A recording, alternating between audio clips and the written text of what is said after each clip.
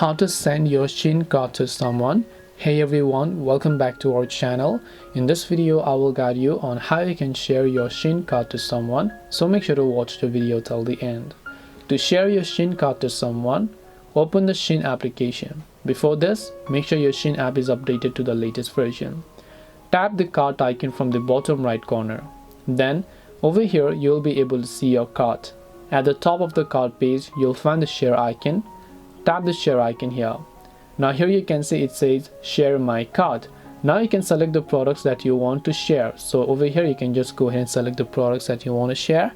Then tap the share icon from the bottom right.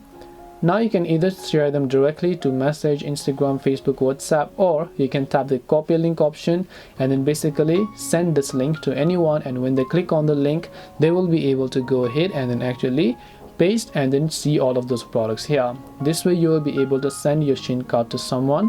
Hope this video was helpful. If you have got any questions, feel free to leave them down. Thank you for watching and see you soon in the next video.